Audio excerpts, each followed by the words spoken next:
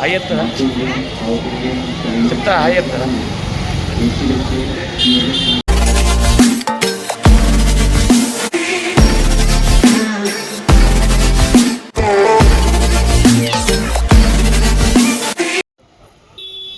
Final చేసి లేచి 3 o'clock లేచి ఫటాఫట్ స్నానం చేసి టైంకి 3:30 అవుతుంది. స్పర్శ దర్శనానికి అయితే వెళ్తున్నాను. చూడాలి స్పర్శ దర్శనం ఎలా అవుతుందో. లైక్ 3 o'clock వరకు అక్కడ ఉండాలి అన్నారు. ఒక 3:30 అయింది, లేట్ అయింది. కొంచెం టైర్డ్ అయి పడుకున్నాం కాబట్టి లేట్ లేచాను. 3:30 వరకు అయితే ఇక్కడికి వచ్చాము. చూద్దాం స్పర్శ దర్శనం ఎట్లా అవుతుంది, ఏమవుతుంది అండ్ ఎక్కడికి వెళ్ళాలి అనేది కూడా కొంచెం ఐడియా లేదు. సో కనుక్కొని స్పర్శ దర్శనం లైన్కి అయితే వెళ్ళిపోయాం. ఫైనల్గా స్పర్శ దర్శనం లైన్ అయితే నిలబడ్డాను. చాలా పెద్ద క్యూ ఉంది. ఆల్మోస్ట్ ఒక 500 meters క్యూ ఉంది. క్యూ ఇంకా 500 meters ఉంది. 500 meters క్యూ స్టార్ట్ అయిపోయింది.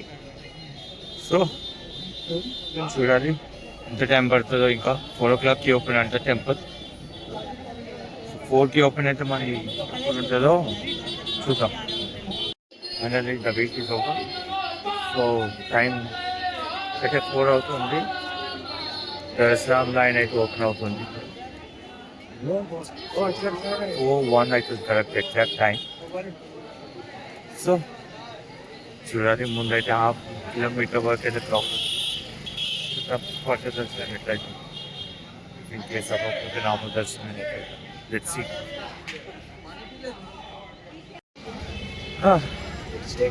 ఫైనల్లీ దర్శనం అయితే అయిపోయింది.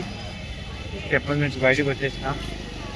సో లైక్ శివాలయంతో పాటు లైక్ కాశీ విశ్వనాథ్తో పాటు విశాలాక్షి టెంపుల్, అన్నపూర్ణ టెంపుల్, ఇంకా ఒక వారాయి అమ్మవారి టెంపుల్ చూస్తున్నాను.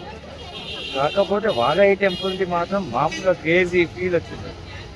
లైక్ ఎట్లా అంటే ఎంత క్రౌడ్ అంటే ఎంత క్రౌడ్. అన్ని రకాల జనం చూడొచ్చు. అండ్ మన తెలుగు వాళ్ళే టాప్ ఎక్కడ పోయినా. లైక్ ఈ వారాయి టెంపుల్ మాత్రం మొత్తం మన తెలుగు వాళ్ళే, ఎక్కడ లేదు. ఇక తెలిసిందేగా మన తెలుగు వాళ్ళు ఎట్లుంటుందో. మొత్తం జుగాడి చేస్తారు. ఇక ముందు మాహోలు, లేకపోతే నేను హ్యాండిక్యాప్డ్ అని, లేకపోతే నేనే లైన్లో నిలబడ్డా. నాకన్నా ముందు లైన్లో నిలబడి ఇంకా పోయి ఎత్తుకుంటారు. అది నాకే వస్తుంది. నా ముందు అడిగితే వీళ్ళు ఎవరో కూడా తెలియదు అంటారు. సో అట్లున్నారు. ఏదైనా తెలుగులో పరువు తీయకుండా కొంచెం ఎక్కడికైనా పోతే కొంచెం పద్ధతిగా ఉండాలి. మన తెలుగులో పరువు ఉంటుంది చేస్తే. సో అది ఇక్కడ లైన్ చూసుకోవచ్చు. ఎంత మొత్తం లైనే, ఇంత పంచాయతీ ఉంది మొత్తం. ఇప్పుడు ఎవరైతే ఇప్పుడు ఎండకి దర్శనం చేసుకుంటుందో వాళ్ళకి మాత్రం చిక్కలే కన్ఫర్మ్. ఎండ మాత్రం 43 ఉంది ఇప్పుడు ప్రజెంట్. ఇక్కడ చాలా తీవ్రంగా ఉంది ఎండ.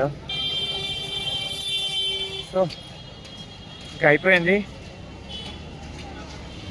నిన్న నైట్ అయితే గంగా ఆరతి కాలభైరవ టెంపుల్ దర్శనం అయిపోయింది. కాకపోతే చిన్న డిసప్పాయింట్మెంట్ ఏంటంటే అంత అర్లీగా చేసినా కూడా టెంపుల్ స్పర్శ దర్శనం కాలేదని. చలో ఇట్స్ ఓకే.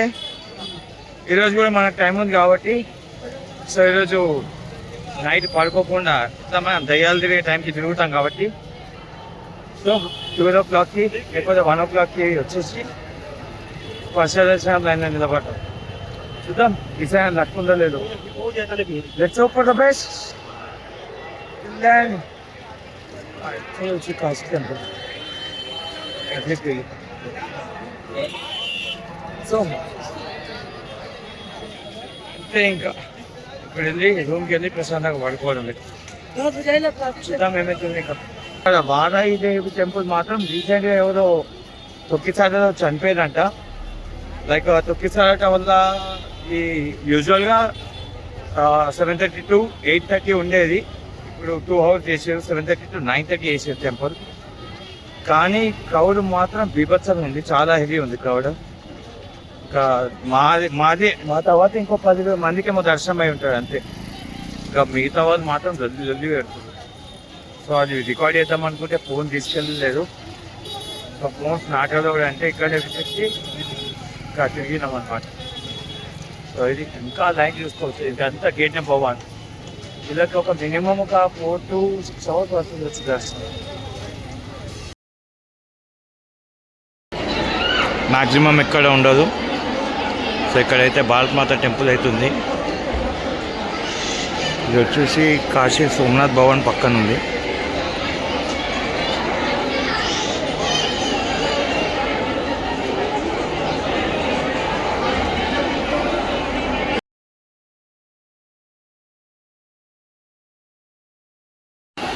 (43 degrees) ఉంది ఎండ. వచ్చి ఆ ఫ్యాన్లకి ఏసీలు కూడా పెట్టారు.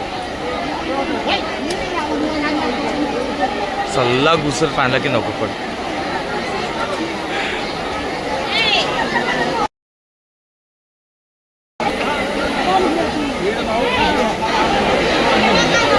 జగద్గురు ఆదిశంకరాచార్యులు